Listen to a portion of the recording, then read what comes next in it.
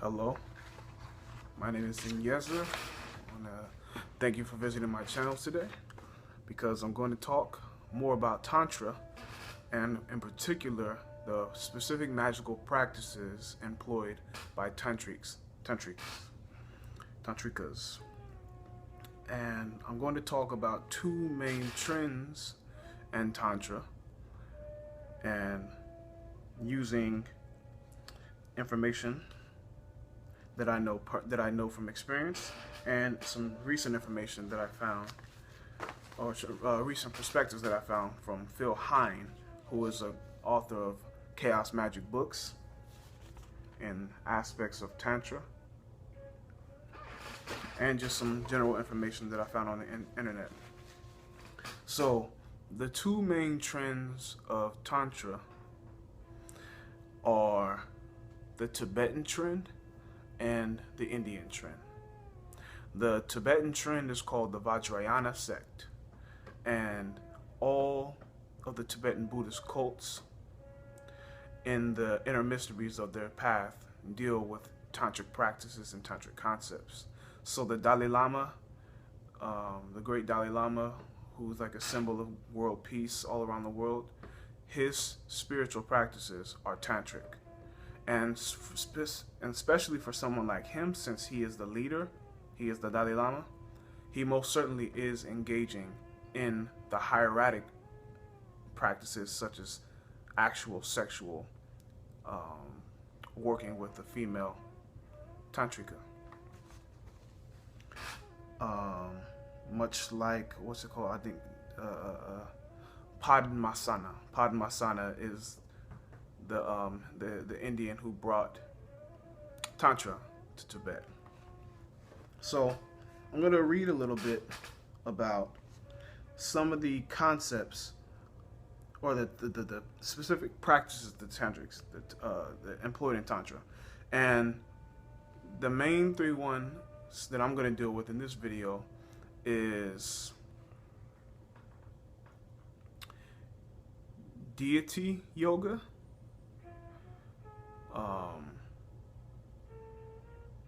Psychosomatic Alchemy, and Tattvas.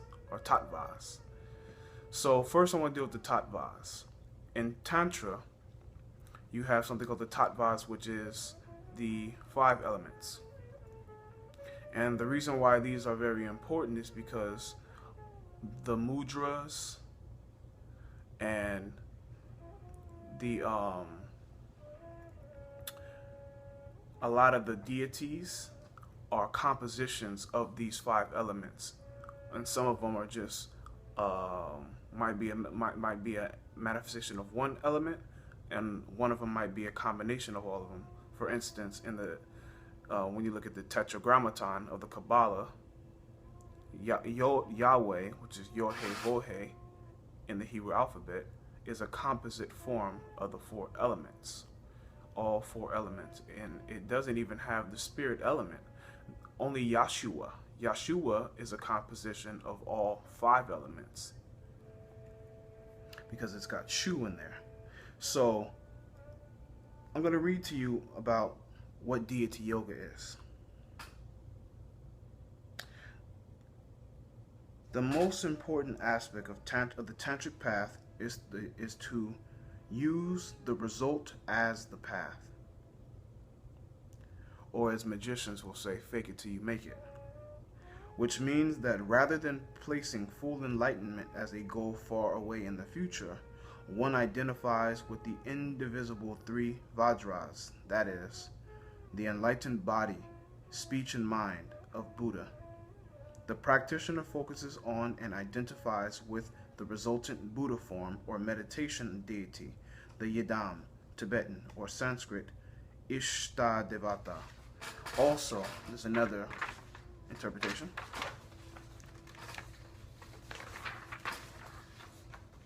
Deity-Yoga.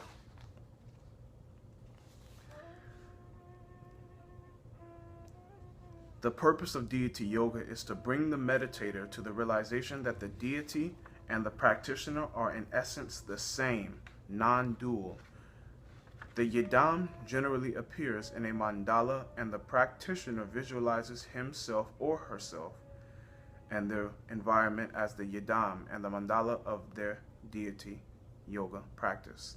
This visualization method undermines a habitual belief that views of reality and self are solid and fixed, enabling the practitioner to purify spiritual obscurations and to practice compassion and wisdom simultaneously.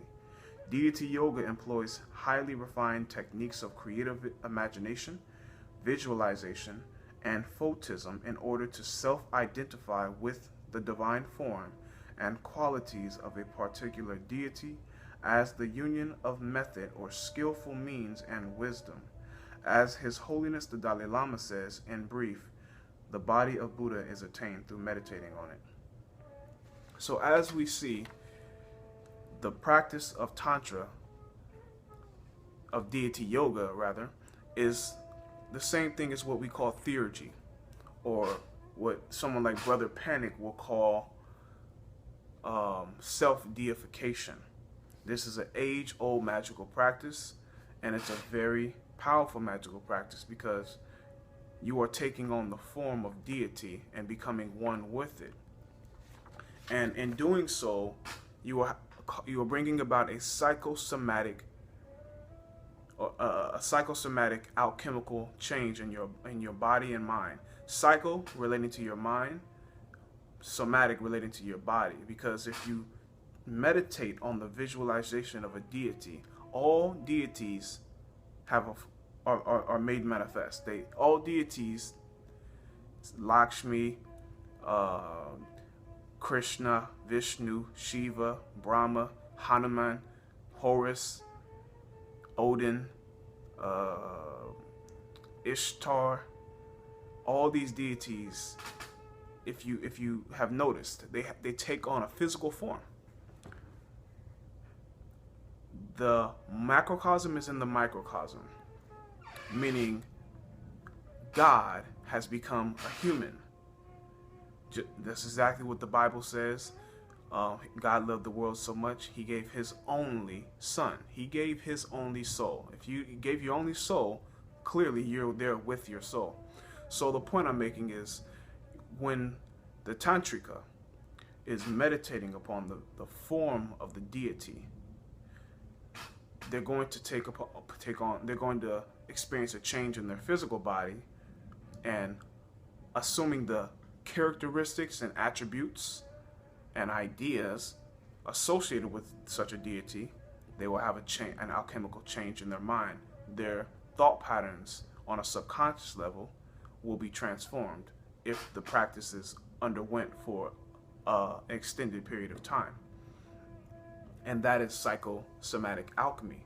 Now let's look at some of the other practices. You have practices. Now here is the practices in the traditional sense, in a traditional setting. Tantric techniques include importance of a guru-disciple relationship, for example, by ritual empowerments or initiations wherein the student obtains permission from a duly empowered guru of appropriate lineage to practice a particular tantra.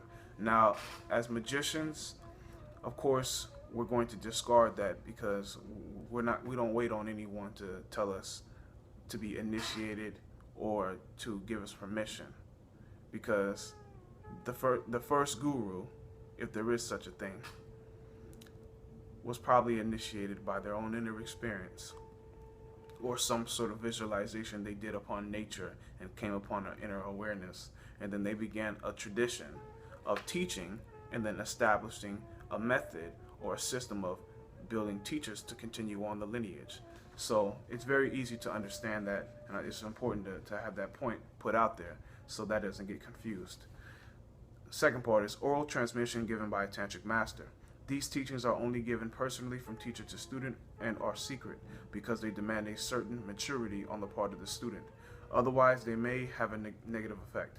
Such teachings describe certain aspects of the mind and how to attain them, and help the student realize that certain practices can be dangerous to one's health if preparation is not thorough, as such states of mind are normally experienced at the time of death. A mature yogi dies in the course of the meditation and comes back again, experiencing all the levels of mind. Isn't it amazing that this is Buddhism? Their entire system is a magical system. When they talk about certain practices being dangerous, it's usually relating to Kundalini. And this warning is not really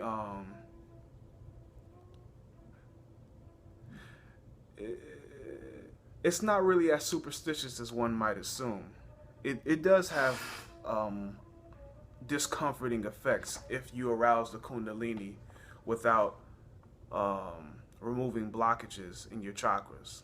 I personally have experienced that. I've experienced nerve twitchings and all sorts of kind of like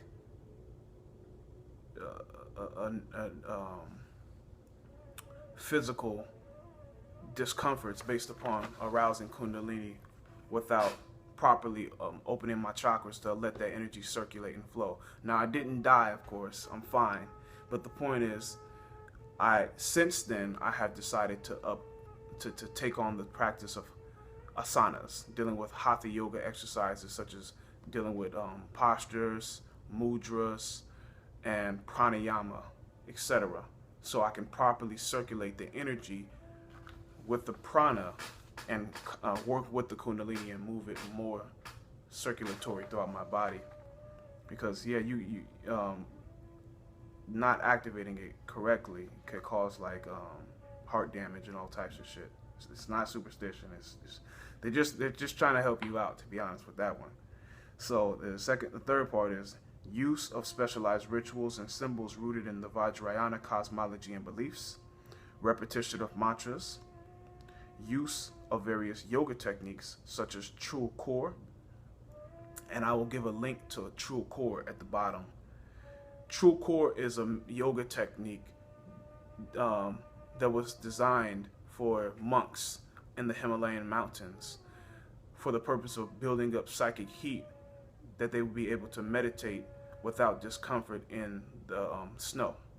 And you've heard probably about yogis who are able to burn or melt ice with their ass, and that's through this practice called Trul Khor, including breath control, pranayama, yantra. Yantras are specialized sigils that contain cosmological concepts in sacred geometric form, which are intended for the purpose of scrying upon, which means to look into it intently and submit the image unto the subconscious mind so that its meaning can be impregnated into the subconscious mind for the purpose of spiritual awakening and spiritual realization. And the use of hand positions, mudras. The use of an extensive vocabulary of visual aids such as cosmic mandala diagrams, which teach and map pathways to spiritual enlightenment. The use of ritual objects such as vajra and bell, purba, hand drum, etc. So you can see that a lot of the particulars of Western magic are directly derived from Eastern mysticism, such as the Hindu and the Tibetan trends. And you can thank pretty much the Theosophical Society for bringing an awareness to the Western minds about these ideas and practices, because through the book The Secret Doctrine, Helena Petrovna Blavatsky was the first to pretty much bring out that information and thus start the beginning of like basically the first current of New Ageism that C.W. Ledbetter really spearheaded. But as far as the Western occult tradition, you have the Golden Dawn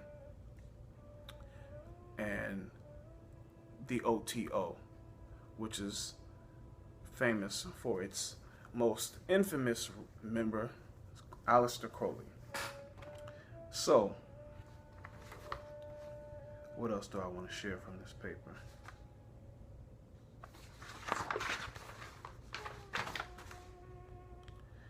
Now let's talk about sexual yoga. And but before we go there, I hope we get now that Tantra is actually a very well-developed spiritual system, employing magical and mystical methods of attaining illumination, which, in short, is the unification of all five elements. Our entire physical existence is a manifestation of the elements and the universal principles as well. I'll give you a perfect example. The way the universal principle of rhythm manifests within us is through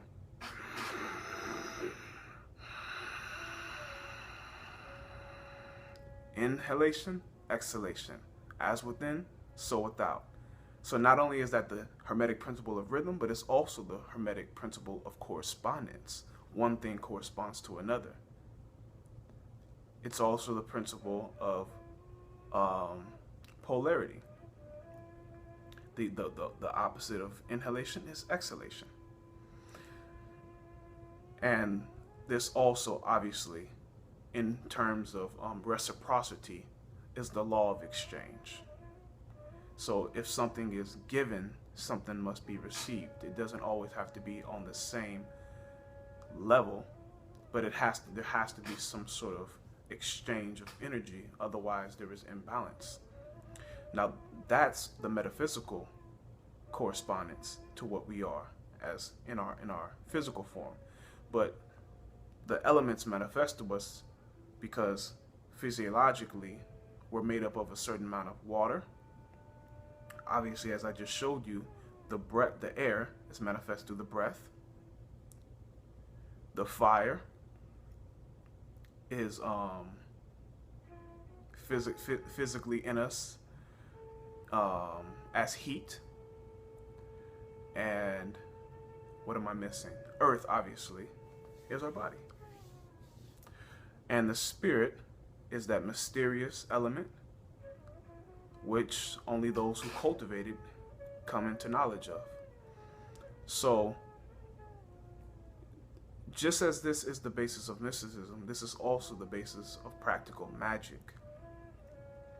In practical magic, every real magician who is seeking not merely to acquire things physically, but to master themselves psychologically and physically, are interested in the balancing of all five elements. Let's just say all four elements, because once you balance the four elements, the fifth element comes online automatically. And there's no better example of this than when you watch the Avatar Last Airbender series. Excellent series. Please watch that if you're interested in understanding the concept of the elements and how it's important in magical development. So, sexual yoga is the last aspect of Tantra. Not the first in total. It's the last aspect, because the whole purpose of sexual alchemy is that the two practitioners, through their combined energies, can bring about a truly cosmic experience in the consciousness and in the body of the two practitioners, for the purpose of attaining higher levels of consciousness, hopefully the highest level possible in the human body, and also for bettering one's life all around. So let's talk about that. So according to, in the Vajrayana, which is the Tibetan, here's what they have to say. Karma Mudra, action seal.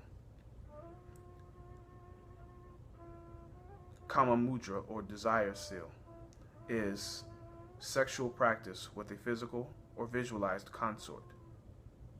It cannot be practiced without the basis of the inner heat yoga, tumo, of which Karma Mudra is an extension. They're talking about Kundalini.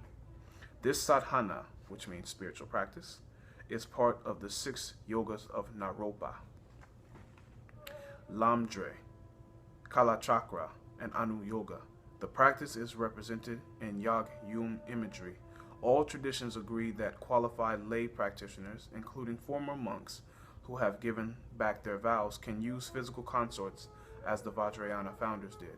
For example, Atisa wrote that those consecrations on which the householder may rely include everything taught in the Tantras. There are different stances on whether current monks can engage in the practice. The Buddhist scholar Tripita Kamala felt the overall goal of Buddhahood overrides concerns for monastic vows. So, as you see, it's very simple. You can either use a physical consort or a visualized consort. And,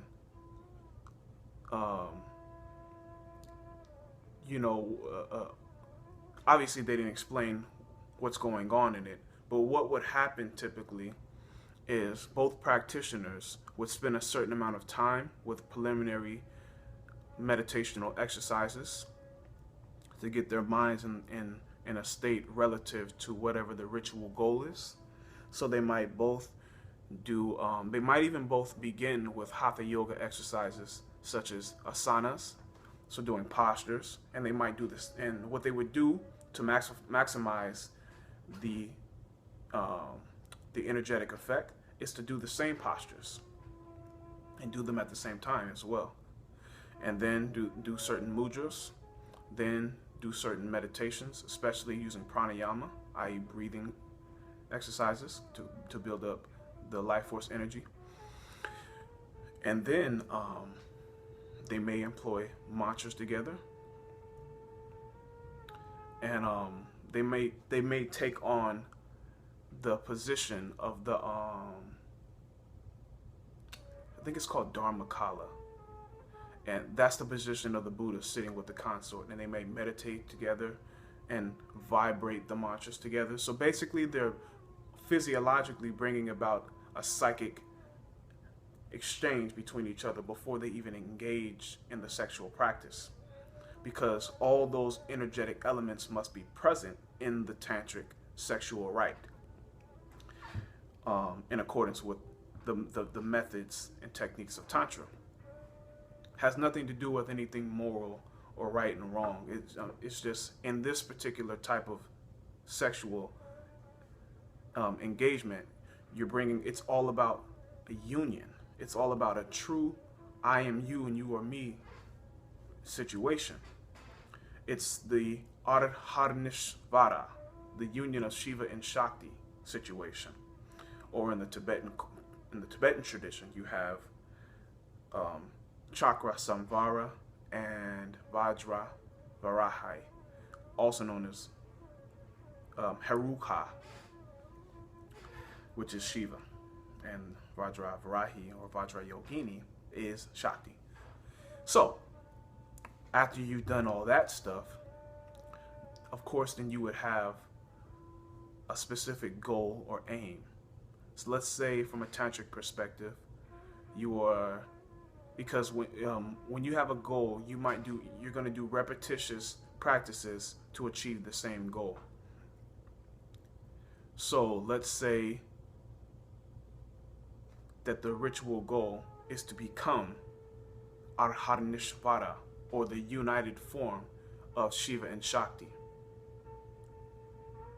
You understand? So you would meditate on that, visualize that, and then you would do the Deity-Yoga to assume the God forms, and then you would begin to engage in accordance with the tales and stories of those particular deities, as far as caressing one another and things of that nature, and then you would engage in the actual sexual practice, and employing certain mudras. You might even do mantras while engaging in the sexual intercourse. But it's all about keeping the mind on that particular goal during the sexual intercourse. And at the highest practice, as was presented by Pascal Beverly Randolph, it would be ideal to both ejaculate at the same time. Otherwise, of course, there's other techniques where the male can retain his ejaculation and do an injaculation of causing the sperm to shoot up from Muladhara to Sahasrara. That particular decision is entirely based upon one's personal persuasion, because as long as the spiritual goal is held in mind and concentrated on intently, then whatever method you use to end it or to activate it, so to speak, is entirely up to the practitioner. So I've explained all three methods of Tantra or practices. I've explained the Tattvas, or the elements, and the unification of them as a means to achieve mastery over one's physical world and over one's mental and emotional faculties. Basically, when you unify all four elements, you've conquered the ego. You've conquered the ego to such an extent that you, from the point of your spirit, rule over the ego, and your ego can no longer rule over you once you have mastered the elements. So that is the first principle in magic and in Tantra. Then you have Deity-Yoga, which is the mental assumption of the deity, the assuming of the characteristics, attributes, and form of the god. The Tibetans say one cannot one cannot revere a god unless they themselves are a god. So then we talked about how that's done. It's done with meditations, scrying, visualizations, and practicing to be like that particular entity, or deity rather. And then the third form, which is the sexual yoga. And every single one of those processes result in psychosomatic alchemy, i.e. the transformation of the body and the mind. Now I want to end with some things that I learned from reading this book by Phil Hine. And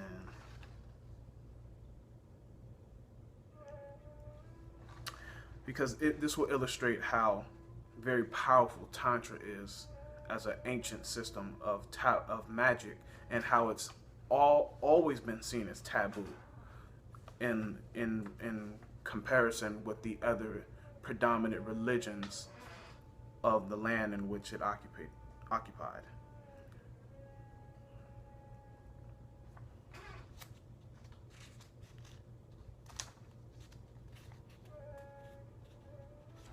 So,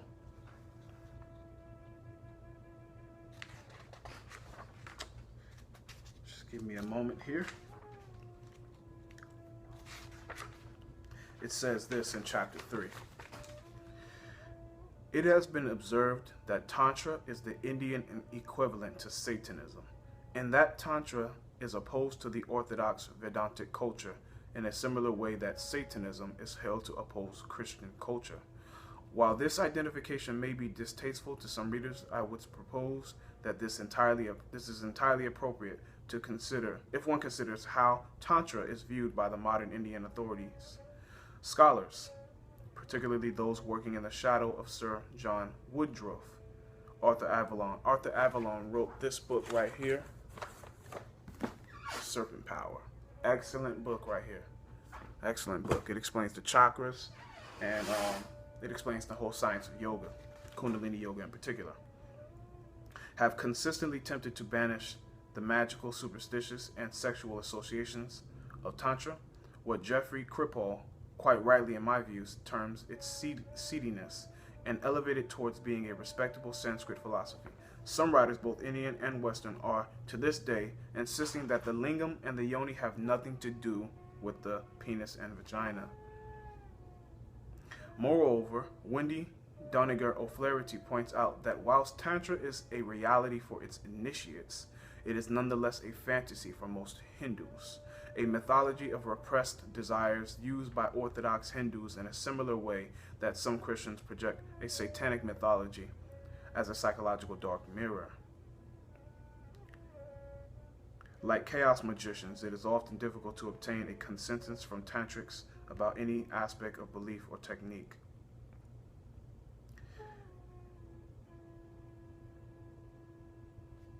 So as you see, like, Tantrism is seen as wicked, evil, fucking deplorable, and all types of shit by most, like, Orthodox practitioners. So if you were to probably ask a Zen Buddhist about the Tibetan Buddhist practices, I can't imagine he would have a very positive attitude about it. And he even goes into saying, talking about certain attitudes that tantrics would take on. Like, for instance, the goal of the tantric sadhu is not so much to transcend the world of form, but to immerse himself in it. All the better to enjoy the love play of the goddess. And the image of all that exists flows from, and at the same time is, the union of Shiva Shakti, as represented by the image of Ardhanishvara. The twin poles of tantric sadhana, renunciation, and erotic bliss are united. The route to superconsciousness, the realization that everything is alive and significant, or in the words of Ramakrishna, she herself has become everything, requires both periods of ascetic withdrawal and erotic union. Shiva is both the Mahayogi and the lover of the goddess, spending thousands of years in ascetic withdrawal or equally in blissful union with the goddess. In some tantric schools, initiates spent a long period using ascetic practices to purify the body-mind in order to prepare themselves for becoming suitable receptacles for the reception of the divine force. So also the practice of asceticism, i.e. withdrawing from all external stimuli for the purpose of training the body and mind, is a very underrated practice for magicians in the West. Especially when you have jobs and neighbors and things like that, noise coming from all over. It's very important to detach from social constructs for a certain period of time so you can get a grip on who you are, what you're doing, and just so you can build up your willpower. And then this allows you to always live in accordance with your will and not allow yourself to be influenced, much less dominated by anybody externally.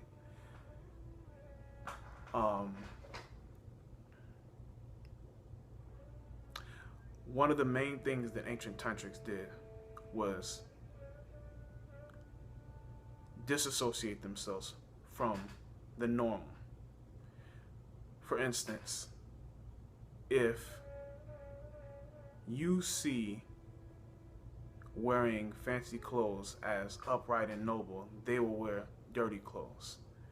If you see chastity or sexual celibacy as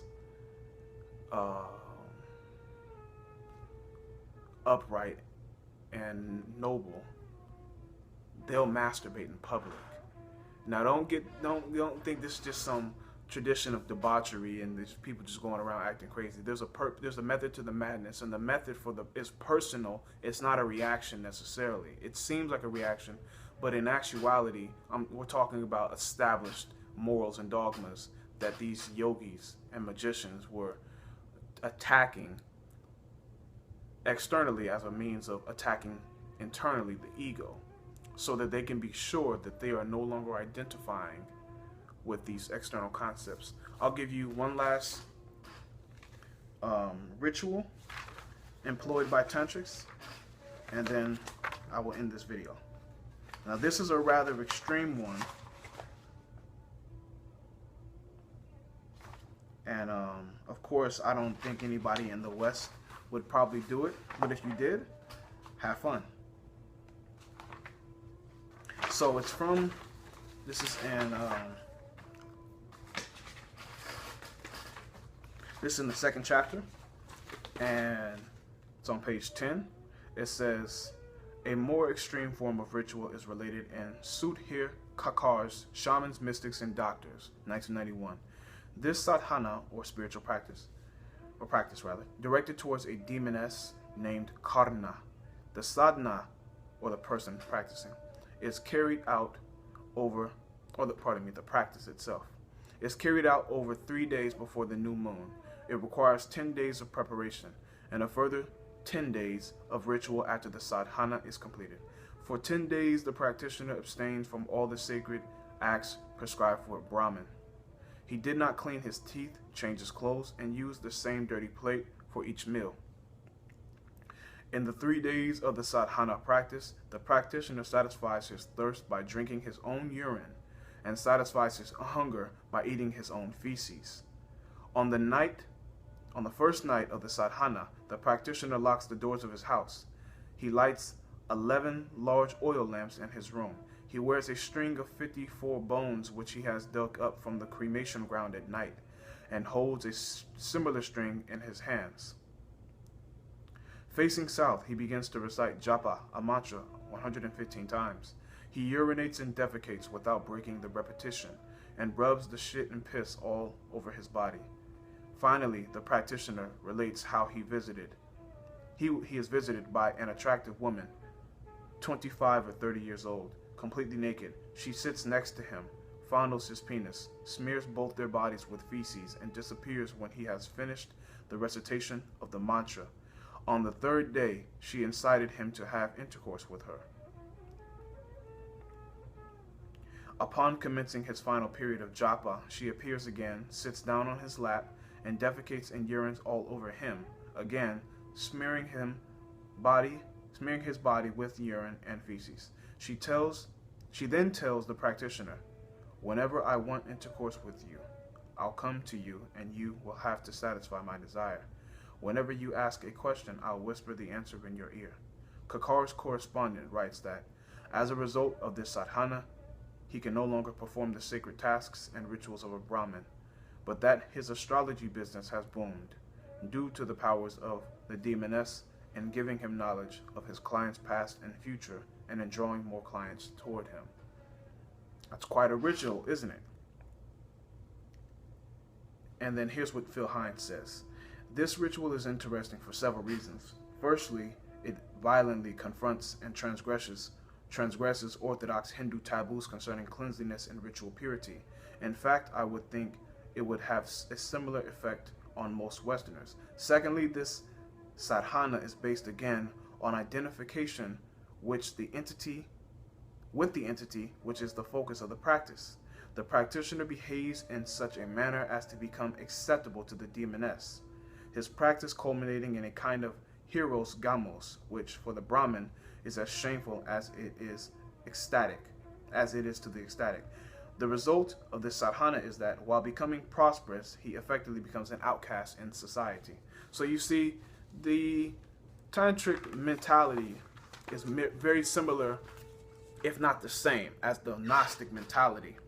And in fact, many of the Sufis, who are the successors of the Gnostic tradition, are very much Tantrics. That's why they deal so much with unity with the divine, and they use words like the lover and the beloved. And some of the secret practices of the Sufis do deal with sexual union, and therefore they are Tantrics. Of course, you're not going to find much of that information, but I did do a video on that recently called Sex and Sufi Saints that you can check out, and I talk about that rare section of the Sufis. The Gnostic Sufis, Tantrics, and these are all pretty much the same practitioners of magic and mysticism.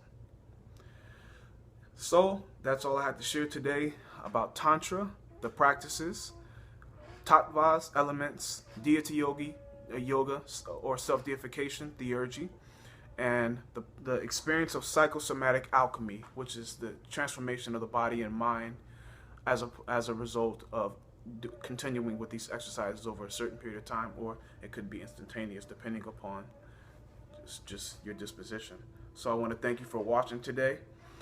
This is part 2 to my last video, and I will be doing a video very soon about rescuing occultism from popular media such as cinema, taking it out of its glamorized and ostracized perspective and putting it in the proper context of it being a spiritual practice and system, which though it is hidden is very practical in the efforts of bringing about transformation of consciousness into a higher state and things that is of the like. So thanks for listening once again. Peace.